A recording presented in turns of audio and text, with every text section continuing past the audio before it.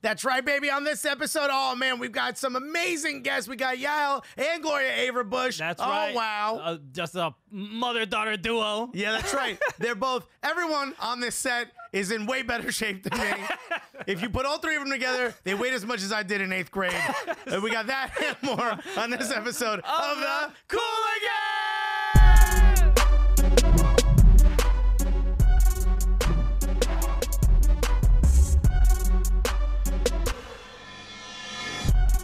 Yeah, baby!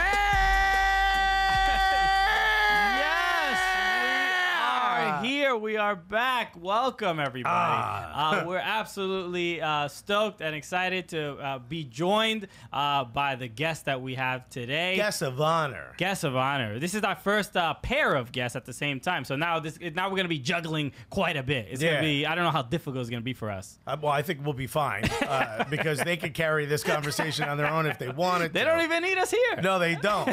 This is absolutely amazing. We've got published authors, professional runners, professional soccer player, app creators. It's only 2 people.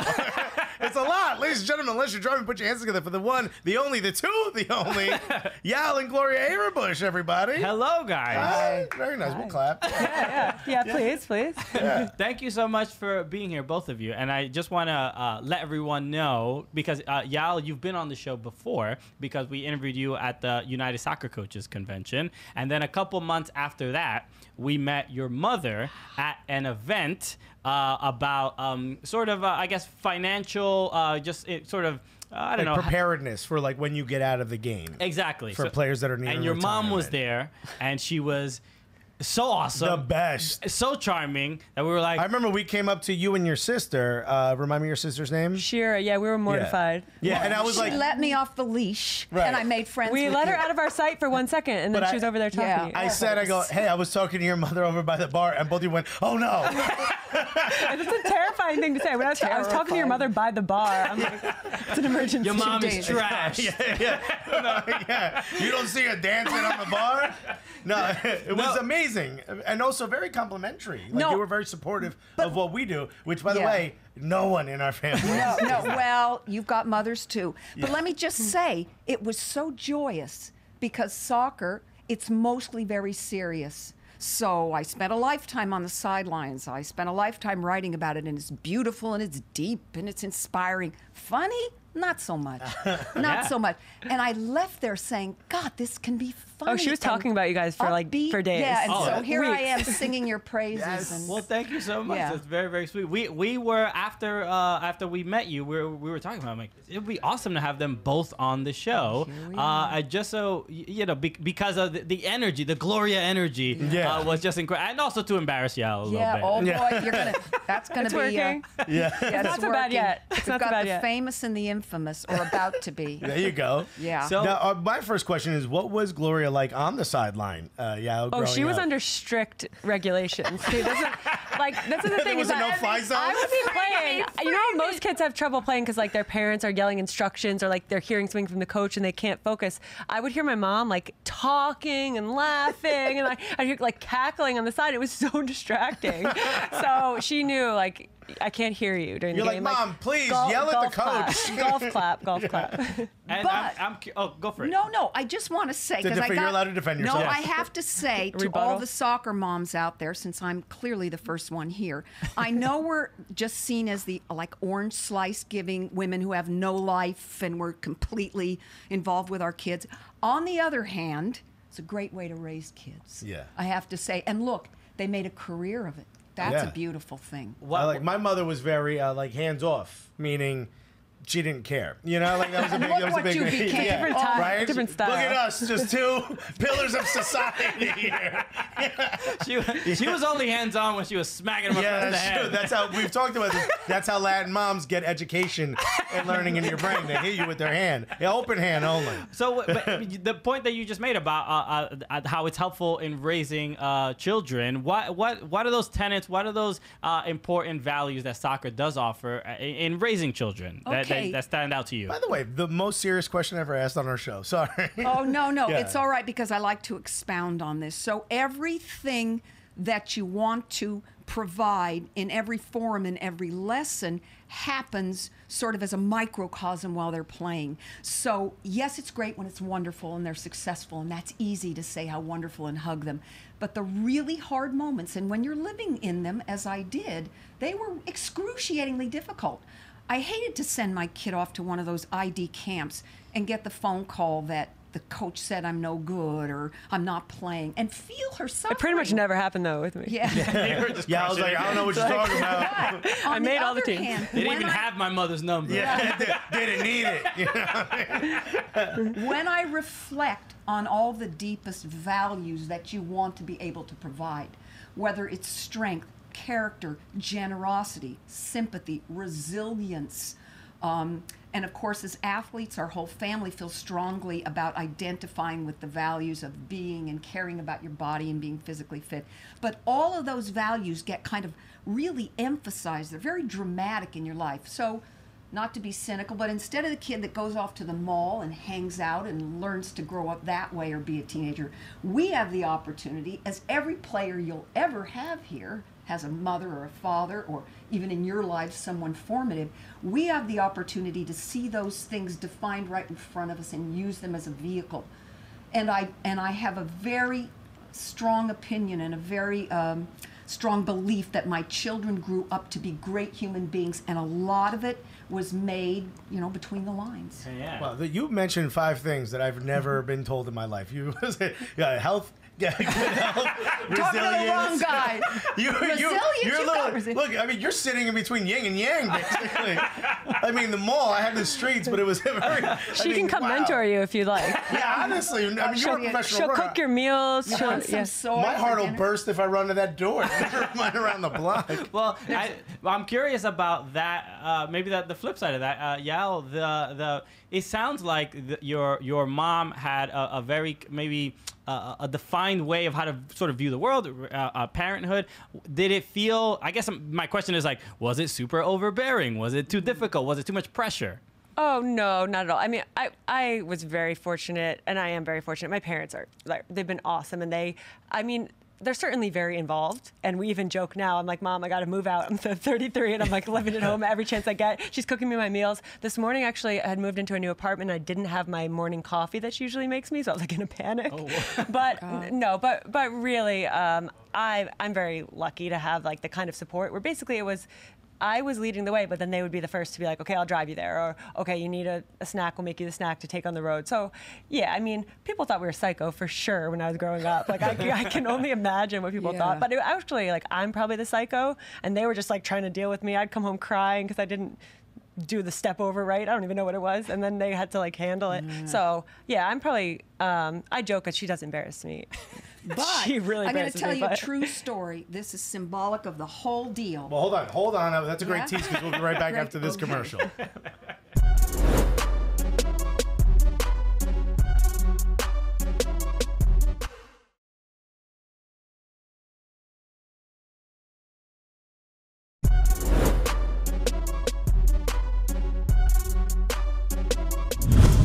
Yeah, baby, we're back.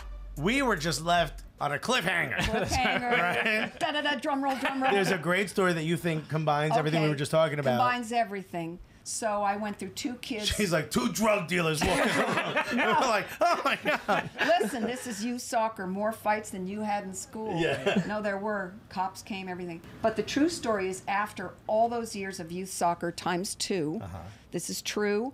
Last club came, end of high school, end of career, second child, about to be all done. Carrying the lawn chair, sturdy lawn chair. Thank you, Walmart. Yeah.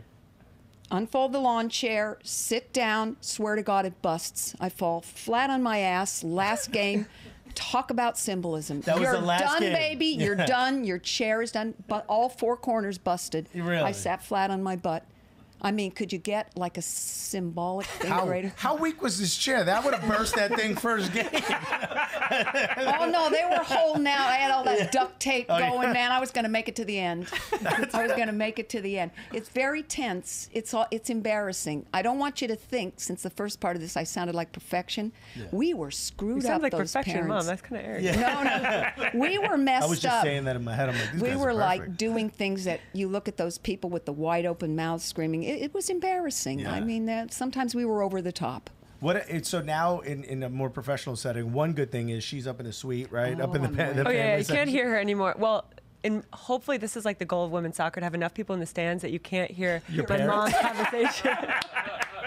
Shouts NWSL work on that. That's when the you see the goal. progress, when you can't The hear them. sellouts this year have finally got to the point where like you can't hear your parents' conversations. So it's really good Or important for the yelling or players. screaming at the We saw your daughter and your sister at the Sky Blue FC game, which happened, the first one that happened at Rebel Arena. From someone who's been in NWSL for a while, I know you're still working with the Players Association. Union, Yeah. yeah. How does that feel to see what's happening now? And do you think, is this just a post World Cup bump, or do you think this can keep going? Yeah, well, it's really cool for me, especially. I actually started my professional career at Sky Blue, and I feel in my job with the Players Association, obviously I have a professional role, and I want the league to do well, and I want to see those kind of things. But for me personally, being from New Jersey, having that been my first professional club, like seeing the team get to play in Red Bull Arena and the crowd that came, it's like emotional for me. So I think we got to keep it going. Certainly, there's always going to be a bump after a big tournament, after the World Cup. We saw it last time. This is different, though. I think we've hit some kind of threshold where it's really caught on, and people are. The whole we won't stop watching hashtag. Yeah. I think it's true. People have committed now to watching this game. So, we were just at Sky Blue's last home game at Red Bull. My mom was there with me, and it's important to see it. It feels professional, and that's really what we want. We want this to feel professional. We want there to be crowds. There were crowds filtering in, kids playing and tailgating. That's the kind of feel we want for these games. Well, it was great when we went to that first game at Rebel Arena. The amount of just children so excited to see their favorite players and see Carly Lloyd and see Ali Long and all that stuff like that.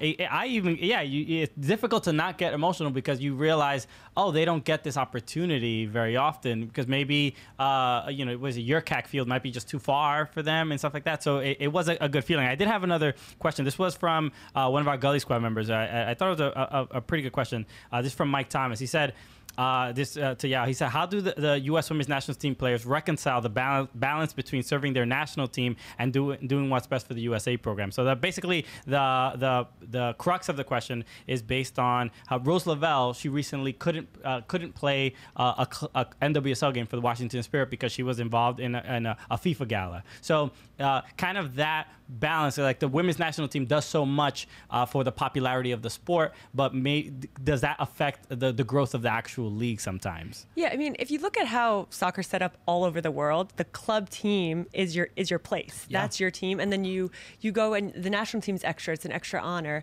We've, for a long time here in the U.S., which is a testament to our success, the national team has been the pinnacle. It's been everything. And there's been times where we didn't have a professional league. So the national team had to set up programming, had to have like long training camps, residency programs, and that was everything for these players. We're just starting to see the shift of now the club teams, we're seeing players identified from those club teams to play for the national team.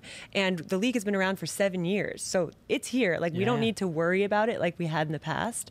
So I think it's a tough balance, but really it's not up to the players to balance that. They should be helped by both the national team and the league in the programming and the scheduling in order to make sure that most of the national team games are during the FIFA windows. So, they're not missing anything. To go to, the gala and be named one of the best players in the world is an important thing. Obviously, that's a tough thing. And celebrating the World Cup and the victory tour, obviously it's interrupting the season a little bit, but these are really important things for the women's game. So I think the national team players' service to our country on that stage is helping the league, even if they're not present with their clubs. Here's the point. I think it's most notable now after the Women's World Cup, the World Cup that just happened this year, is it seems to me like the women's team moves the needle forward for the entire sport in the country. The men's team sometimes moves the needle back. But it seems like as the women succeed, the sport as an entirety succeeds in this country. So it's almost like you have this dual duty that you have to do, is to support your club, obviously, right? But you also have to support the entire game, because it still feels like it's teetering a little bit. You know, I don't know. I'm not sure what's caused this bump or what's caused this sort of new excitement in the game. But it seems to me like the more outspoken some of the women are, it seems like they get a bit more sort of ability to be on news pieces, and when they speak out, everyone listens. How does that equate? Do you see that from someone who's on the inside, or do you think that's just us from the outside watching? Oh no, certainly. I mean, they've set the bar and they've raised the bar themselves. They've set it again and again, and I think this time was huge for a lot of reasons. And they've transcended. You know, you look at Megan Rapinoe is a cultural icon. Yeah. And I mean, and this is my friend and my teammate for many years, and for a long time, we always saw her as this person, but she was a soccer player, and now she has transcended that. And I think a lot of those players have become something greater for the sport and for women's equality and a lot of things like that. My challenge and my goal personally with the NWSL Players Association is to, okay, they've set the bar here. How do we bring up everyone else? Because, well, across the world, there's serious inequality between men's and women's sports. Yeah. We also have a gap within our league of these women who are the very best in the world and are celebrities now, and then some other players who literally can't make ends meet, who are their teammates, starters next to them on the field. It's hard for me to reconcile why one can only transcend universally in the women's game with being outspoken or political, which is great. I mean, look at the NBA right now and how much attention something like that gets. Yeah. But the irony is, if that's not who you are, where is your universal notice? If a man is like a Messi or, you know, Cristiano Ronaldo, they just got to keep their mouth shut. Yeah. And so it's just like an interesting dilemma. I applaud the fact that, I mean, Megan Rapinoe could obviously be president as far as I'm concerned right now. Turns out we all can. Yeah. Right on. Good one. Yeah. But is that what it's going to take? Is there something about needing to find another form in which to make yourself famous? That is a great point, though. Like, how come it's not just what you do on the field that gets you the notoriety? Yeah, it's still that sort of 99 Women's World Cup phenomena where it worries me that you get a big splash of attention and then you ask a legitimate question. How is it sustained? Is the attention that we're seeing just a bump? It worries me how you keep that pitch that high, so to speak, the level that high. I have another question, but we'll be right back with more after this.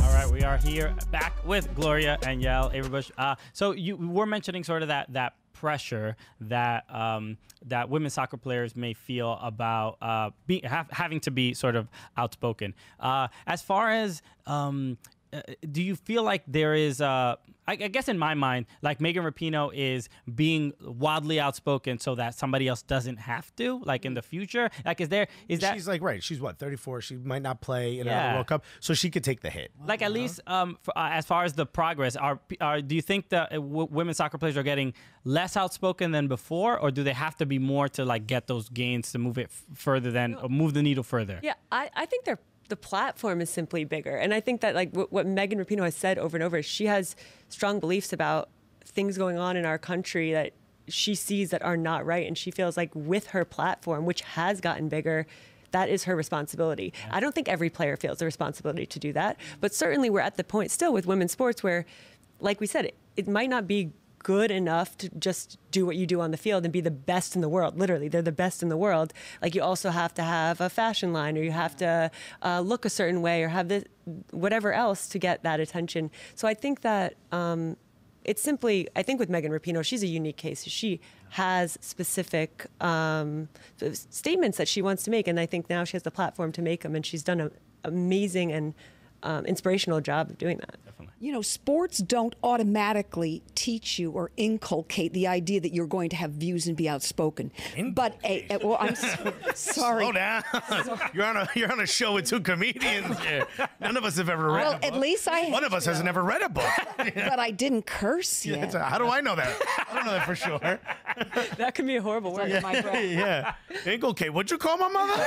That was Spanish for I'm doing okay. Yo, how's it going? Gloria. Yeah, well, if you look at the wide swath of NBA players, you're going to get a LeBron James who's socially conscious, or you're going. But here you have women's soccer, and it's a little bit like deer in front of the headlights. Yael's correct, Megan Rapinoe. This is who she is, but that's kind of like you need a wide population of people in order to pluck the ones that are going to be socially conscious. And I kind of think it's a burden. Yael's right. You got to be fashionable. You can't say the wrong thing. You know. Well, this is actually a point that we've made with some, soccer players in the past, in particular women's soccer player, and mostly off mic because we don't want to put anyone in a position where they say something or they feel uncomfortable being asked. But it does seem like sometimes you kind of have to get it lit on Instagram if you're going to get, like, it seems like sometimes if you have a more popular Instagram account, maybe you make more money. Maybe you get the endorsements. Maybe you get the longer contract because it's great to have you. How's popping? Yeah, what's popping on your IG? What's the IG check? Let's pull up. GMA verb. GMAVERB. Okay. Yeah? She only has I think she likes all my pictures, but I think she only has 2 of her own. Oh yeah. She's a supporter on Instagram, not as much of a poster. You know, Yeah, my mother does the same thing. hieroglyphic. Every once in a my while, age. my mother will send me a DM like, "What did you say about me?" And I'm She like, knows how to DM though. That's "Yeah," good. but I'm like, She "How knows did you?" what DM means. Yeah, it means to inculcate. Everybody knows that. I'm so All sorry. right, I'm gonna look it up later. We're gonna take a photo, and hopefully you will post this photo of your time Yes. on this She show. might not know All how to post negative on 2 followers. Yeah. You gotta help her, yeah. What is speaking of Instagram and apps and whatnot? You have an app. We've talked about Techne Football. How's that going?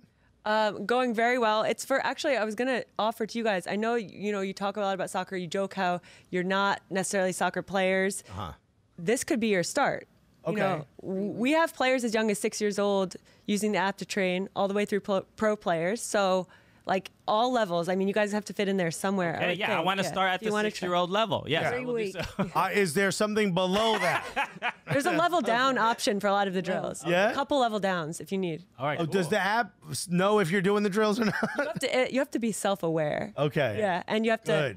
It's an honor system a little bit. So Yeah, I'd love to because I watch your Instagram videos and you still practice regularly and you're bouncing the ball off the wall and it's just the game clearly is not it doesn't leave you. You know what I mean? There's always something that you can improve on. Like a retired army vet who still cleans his gun just in case. You know what I mean? You never know. That is one analogy I want. Okay. You never know when you're gonna need it. Somebody kicks a soccer ball at you. You still get the scarily skills. accurate. But it has been cool to see. I know you just recently posted, I guess the number of subscribers or you hit a milestone. So what does it sort of mean to be able to reach that many people and help people improve their game? Yeah, well, the app actually just reached 3 years since we launched it. And That's awesome. I always joke because I did not know what a business was before I started this. I was like, okay, I'm going to make these weekly training sessions. I'll schedule out 3 years in advance and it'll just it'll run. So for me to look back and say this has been 3 years of work. I thought, okay, I'm, my playing career, I know what it is to work hard, run fitness and stuff. This is another world of work. Things I didn't even know these were jobs, doing things like sales and all the, I don't even know, product management, everything. She sees it. No, let me brag. She didn't you've been say working for 126 countries in every state. I mean, that's powerful. I bring my mom to brag for me. Yeah. Marketing. She's a hype woman. Yeah. No, the app is doing awesome, and it's really rewarding to see these players who they're all who I was when I was a kid. I literally made what I would want to use as a kid. But I always joke with my mom because my mom, she's awesome. She thinks I'm good at everything, literally. Sing, There are certain things I'm good, but she's like, "Yeah, you're good at dancing. In second grade, you could walk on the line straight when none of the kids would." I'm like, "Mom, I'm terrible." They told you to dance. My mother's like, "You're embarrassing the family." I'm like, "Ma, put the microphone down at my wedding. What are you doing?" But Yael writes these beautiful things about her relationship with the soccer ball and playing on her own and how much it means to her This and one's how inaccurate, Brad. even in times of distress or sadness, or like if you don't make a team or what, she always had that ability to then go to a wall, find a place, and even if it was through tears for some reason, she could, the comfort of knocking the ball Like my against the wall. meditation. Yeah, and so I think when you live that and feel that, you communicate that, and that's what I think the app is basically about. I did the same thing. No, when I was going through tough times as a teenager, I would find a wall, and if no cops were around, I would write stuff on it. It's the wall. I knew The there walls was are an very analogy. Whoops, an analogy coming Practice my here. grammar. Yeah, you can find me at inculcate on the wall. Never gonna gonna be your let tag. me live that down. No clue what it I'll be in the old age Do you have a home and I'll be definition for getting us? these 'Cause calls. It's kind of like eating away at me. No, don't start. I'm not think it going the means to, like, vocabulary. absorb. Yeah, like, yeah, integrate. Yeah. Good. Well, Make it part of your fiber of your being. I go How to big are pizza we gonna shops go and here? inculcate some pizza. I knew you'd find a food analogy. You gotta find a food. Christian, if you're ever on vacation, we're bringing Gloria in as the co-host. You see, that day at that event where they let me off the leash, was it not worth it? Absolutely. You wouldn't be Gotten here to off that listen. leash, baby. Whoa. We threw her for 1 minute and look what I happened. swear there's going to be more after this.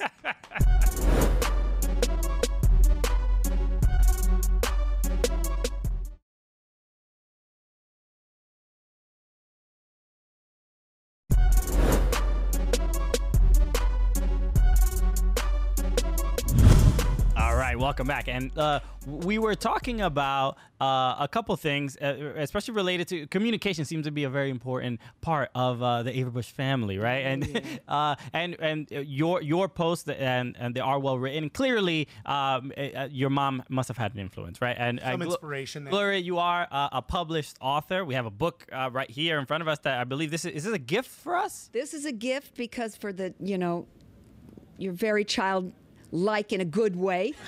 One of my soccer books is a children's book, very sweet with a moral. Many of them are based off incidences that I saw in all the years my kids played soccer. But the thing about soccer that I want to say is what makes you curious once you delve in. This is what you do to kind of bring out and discuss what it is that moves you, makes you laugh, is funny, occupies you. I saw so much going on that I did start to write books about it because it fascinated me. And I thought, what better way to understand what my children are passionate about? And so the book I wrote with Anson Dorrance called The Vision of a Champion. You're going to love this story, Heartstrings, I think. So I went in the locker room when he gave one of his talks, right before I signed the contract to write a book with him. And he finished reading a letter from a player. And he folded up the letter, and to this single elimination, it was an NCAA tournament, and he said, now go out and play as if it were your last time, because one day it will be. I cried for 15 The minutes. players were probably fine. She was just. Yeah, I went into the stands and I went, crying. who's that old woman over there? But then we wrote a great, wonderful book together, which I'm happy to say just came out in its, I think, third or fourth printing, and it's done very well. Because when someone such as a coach or someone key to the game can articulate the way my dear daughter can, it means a lot to a lot of people. That's awesome. And you guys are here articulating in your own funny and entertaining It's way. interesting that you call what Alexis does articulate. Oh, sorry, another word I should. Let me dumb it down. He's just putting it out there. Articulating, I've heard before because people say you don't. People know what I'm saying. And this book is called A Turn for Lucas. Yes. And this is something that you saw. This was Yes, and Lucas turning to hard drugs. What happened? well, no, it's a sweet story about twins, and the girl is very much modeled on Yael, who juggles the ball around the dinner table, and it's about kids learning to support the kid who they always stick in the goal. Who has a shining moment. gonna Call that the Matt. fat kid. That's where I got stuck. Boy, you're obsessed with it. Yeah. That's where I got stuck. Everyone's like, Alexis isn't goal. I'm like, Now, "Oh, this take is the for ball." you because he's the hero of the story. Nice. Oh, perfect. It's He's the perfect for you. hero of the story. And it's a beautiful thing where kids, Yael was once on a boys' team, a girl, a Puerto Rican kid, 4 black kids, and believe me. Walk into a bar. Yeah, walk into And a she bar. didn't learn how to dance? No excuse. Play white bread youth soccer. That was an adventure. And so I wanted something about all kinds of kids because it's still a really one-dimensional kind of, I don't want to use that word, too big. I was going to say heterogeneous. She's keeping him in the chamber. Make me That's so some of the coldest. That's the coldest stuff that's ever you been made said me so on self-conscious. this damn show. Oh, that word too big for you. 3 syllables. I can't It pull was that actually one. 4. 4. I don't want you to faint. I didn't even know it could get that high. Well, you also wrote a book about nutrition and. Oh, should I just leave? I mean, I'm kicked off. why am I even here? It's just pick on Alexis today. My girlfriend is a nutritionist, so it was like very. I want to read the book just to hear the sort Here of it is, Food Guide for Women's Soccer. Yeah. the sort of the angle on nutrition and soccer. When I play soccer, right, I don't know what the hell to eat before the game. Do I eat something to prepare? Do I not eat anything at all? Sometimes SpaghettiOs. And then it flushes your system, and you're lighter than everyone. Oh boy, great. Well, yeah. Well, I mean, you're the one who lived with all this idea of the nutrition since you were young when it began, and I saw the players get really exhausted before the game was over, having tried 4 donuts as their pregame meal. Hell yeah. So, like, what do you think? Nice light meal. Well, you should probably not listen to this advice, but I think most nutrition for soccer, it's like people think of eating less or dieting. It's like you actually have to fuel your body. I agree. So it's This what is you a put into your women's body. Yeah, thing. see, No, like I'm carbo loading for a race I'm never going to run. It's better to eat pizza or donuts than nothing before the game, and I think that's what people are always like. Well, I should eat a salad. Like, no, you need energy for that. Particularly in the women's game, you know, the chicken breast with no skin and a salad with no dressing, and everyone thought that was the best way to eat. Healthy, And, but not to. You know, Anson was great about this. He used to say, why do all the women I coach want to be smaller and not take up space, and the men I've coached want to be big and powerful and take up space? It's a great metaphor. You'd love this idea. Eat up, baby. You're about to run on the field for 90 minutes. You have to run onto the field. You bring me a baby, I mean, It's in her book. I don't know. I'm following Gloria's Go for advice. twins, man. Go for You twins. said you didn't want this one. And that maybe raises another question because they especially in women's soccer, there tends to be body issues or body dysmorphia. Terrible. What is the sort of the challenges that women face as far as like finding what the quote unquote right body type is to play the game? I mean, I think it's like focusing on performance rather than what you look like or what you feel like. What do you need to do in the gym to be the most explosive athlete? If it makes your thighs look bigger, it makes your thighs look bigger. You're going to get to the ball first. So I think that's the thing, is what makes you perform well. And usually it's not losing weight or being slimmer, like having a model's body. It's having strong muscles. Like you look at Messi's thighs are like this, but no woman really wants to look like that. So I think there's a balance, and you'll hear players say like, oh, I don't want to lift too much, I don't want to bulk up. But like some players need to lift more, and you'll appreciate. I don't know if this is gonna get him in trouble, but actually Anson Dorrance in college, you'll think this is funny.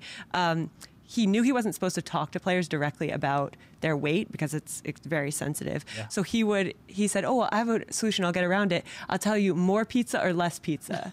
And so that's what you literally tell players. Yeah. You unfortunately might have heard less pizza. Yeah. But like at the end of... You don't know that. I'm trying to thicken up. For performance. THICC. Be a role model for those women who don't eat it. Exactly. Yeah. I'll be the don't. I'll sit there and be like, this is what happens if you don't listen to the pizza advice. But also, I think this is like, where like the Sports Illustrated body, where you get these women that are very, very strong and very athletic and they have like abs and stuff and big thighs, but it looks sexy. You know what I mean? Maybe that takes that sort of pressure away from trying to be thinner. But even that, like not everybody does have a six pack. Like some people's, like, tell me about it. You, like some really good players just are never going to be like cut like that. And I would say men, it's a little different. Like I would always joke because women need a long time to get in shape for preseason. Then we'd have our college men's team and they'd be like, oh yeah, preseason, I got to start running next week. We have the like beep test. Eating I was like, what do you mean next week? Like it'd take me 6 months to get in shape for that. And then like 2 days, the guys get fit. So it's harder. Oh, 2 days? That's all it takes? Maybe I'll give it a try. Well, listen, this has been an absolute honor to have both of you guys on. Thank you so much. Where could everyone follow you guys on social media? Yael, you tell us where you can follow both of Send you. Yael a message to me and she'll tell me what you said. No, she looks at all my social media. So if you want to comment below mine, okay, my name, best way to Yael contact. Averbuch, If you want, you put a comment. My mom will read all the comments. She'll respond on there. Maybe I'll show her how to respond. Okay, perfect. You know what joie de vivre is, and you know what Yes, this is I do. it. That I know. This is it here. This really it is. Awesome. If you don't know what that means if you're scared, get a dog.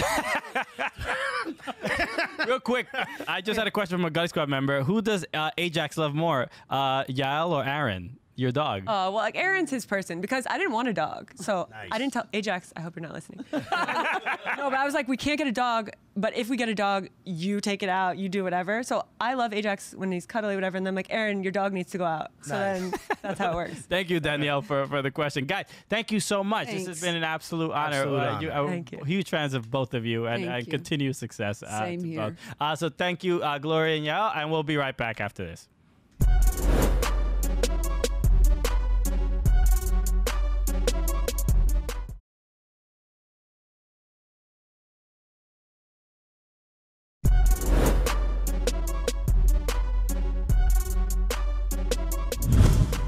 Yes, welcome back, everybody. They were great. How fun was that? Come on, Gloria, Yael, Gloria, Jesus. just running this Yeah, show. I'm very- Outshined us. I can't wait till we're a guest on their podcast. That should be coming soon. Yeah. So again, thank you to them. Let's talk about a couple of things before we wrap the show. Yeah. There's a couple other subjects. We have to talk about so Decision Day happened right. on October 6th, and the last match day for Major League Soccer. Shouts to the Portland Timbers who won. They did win and knocked out the San Jose Earthquakes. Right, who I think you were the one who said they were going to go to MLS Cup, and what a What a- dummy Christian is, What right? a ridiculous Ew. thing for me to say over and over across several episodes. Yeah, and honestly, I'm never going to forgive him for it. But How do you feel now that you were wildly wrong? well, here's the thing. I said they could win MLS Cup. We'll never know. You because didn't they're say not- what year. No. Also, they're not going to play in it this year, so who knows if they could have won or not. But they might have lost their coach too. It's a tough one. They capitulation, right? That's the Yeah. that's the word. You completely falter towards the end of the season. That's what's going to happen to you, Unfortunately. and it's So, a real shame. The one thing that's stood out in this particular match, actually the news after the match was with Brian Fernandez. Brian Fernandez has, similar to Adama Diomande, had entered the substance abuse protocol. A little bit of a different.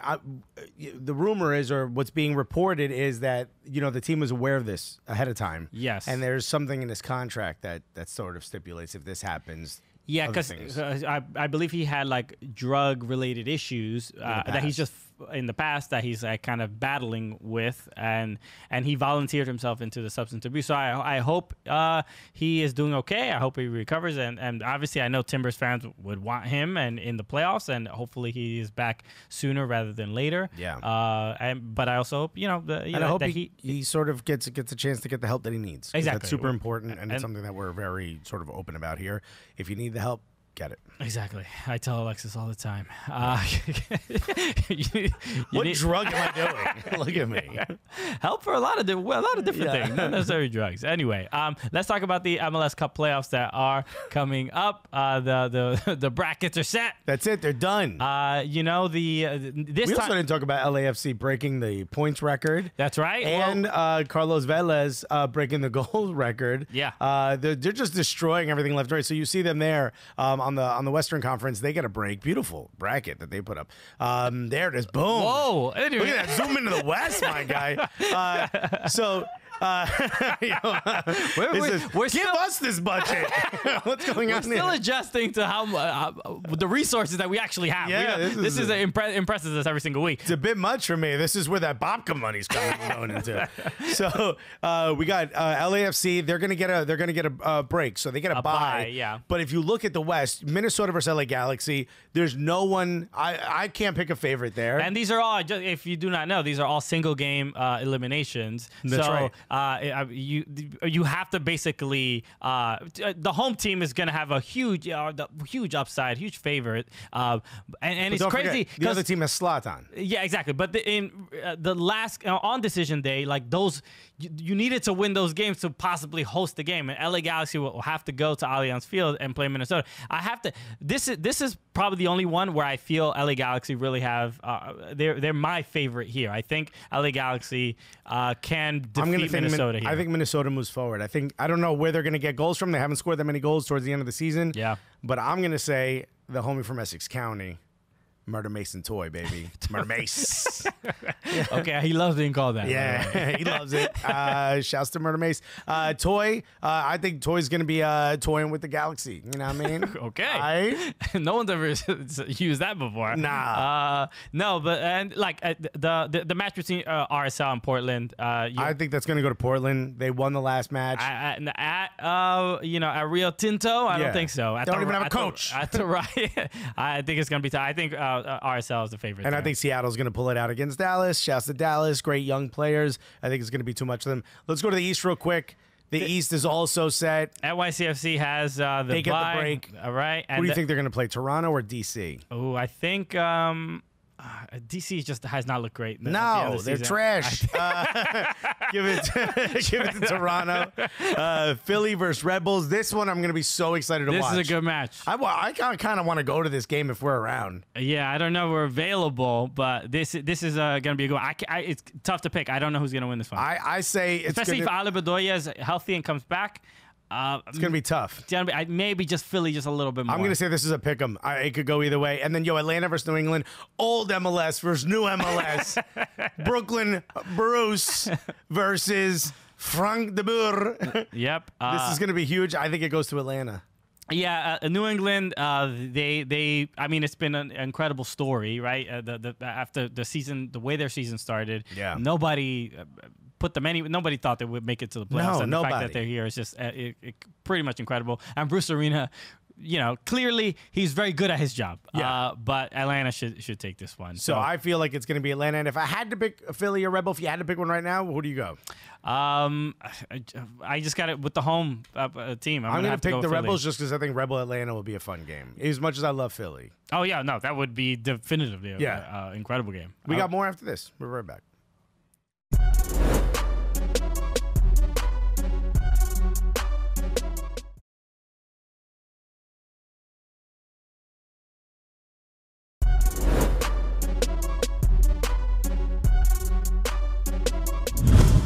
Yeah, we're back. So playoffs are set, but some of the teams that didn't make it, we've got even more folks leaving. It was just announced that Bastian Schweinsteiger is retiring. Yes. Who we have a long, torrid history with. I don't know if I use that correctly. Long, passionate history with. Yes. Bastian Schweinsteiger announced his retirement. He last, team he's played for, the Chicago Fire, who also announced that they are going to be, they had like the promo video and did the whole thing. To go to Soldier Field. Moving to Soldier Field. So Bastian. Schweinsteiger's like, nope, I'm staying in Bridgeview, baby. I ain't going anywhere. I signed a contract to play. I have to play 45 minutes away from downtown. I will bring this team to the World Cup on my own if I have to. Yes, and that was our history with it, where we, if you guys are not aware, you can look at it on our Instagram. But also, don't forget in the scrum, he made fun of me for wearing he thought I was Colombian because I had the Colombia jersey on. Which is a fair assessment. Yeah. Yeah. If somebody's draped in a flag, you'll be like, hey, you from that place? No, I was just a little cold.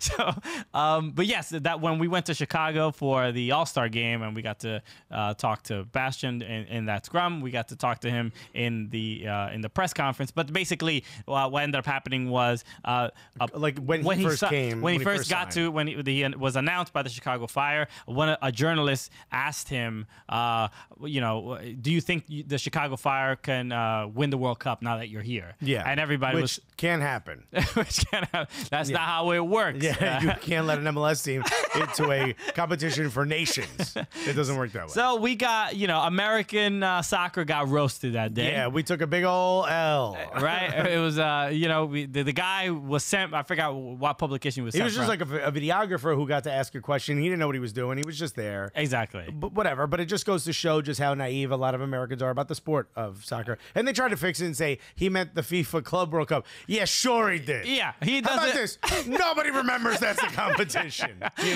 definitely does not know what the FIFA Club World Cup is. He was like, yeah, that's what I meant. Is that real? Y'all messing with me. Thanks for saving me, yo. I could look real dumb out here. Yeah. So we got a chance to interview him a couple months later at the All-Star game. Yes. And we asked, You know, do you think that this game against a big team is, sort of shows the movement of American soccer? And also, now that you're with the MLS All-Stars, do you think now you can win the World Cup? Got a big laugh, big pop. Got a big laugh. We're crushing in the press conference room. Buddy, bunch of people writing in their notebooks had to look up and laugh. You know, it's very difficult to get them to look up, but they did. Shortly thereafter, we were asked by an executive, do you have to come to these conferences? That is a fact. That is 100% true. How about you no longer show up to these press conferences? Words said directly to our faces.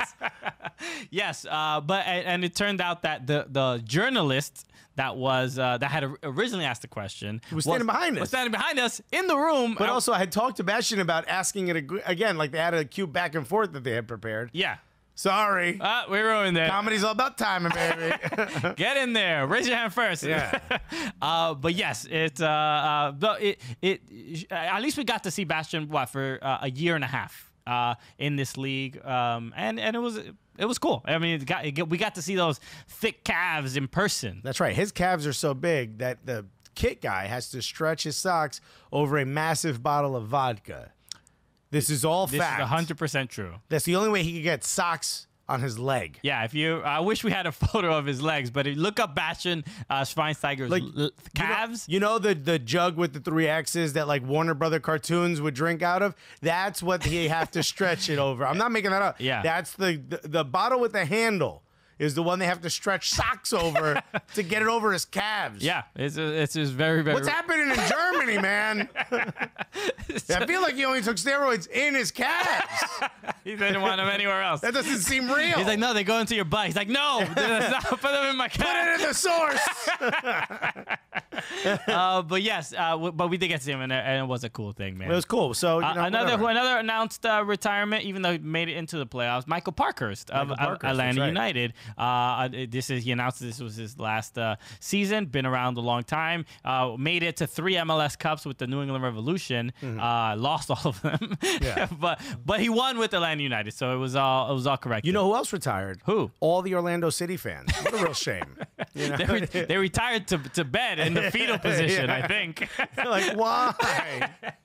Why can't we be Miami International? Yeah, unfortunate. All right, there's a lot of hopefully they can figure it out in the next season, even with but it's only going to be tougher with there's going to be new teams. Yeah. Is it only Miami in next year? I think only Miami joins. We have 2. No, Austin's a follow. Yeah, the following year. All right, so it's going to be. Shouts to you, SoCal Andrew. We miss you, buddy. He's very much alive and fine. I know. R.I.P. baby. Nashville's also Miami. joining. That's right. Okay, cool. All right, so we'll be right back with more after this.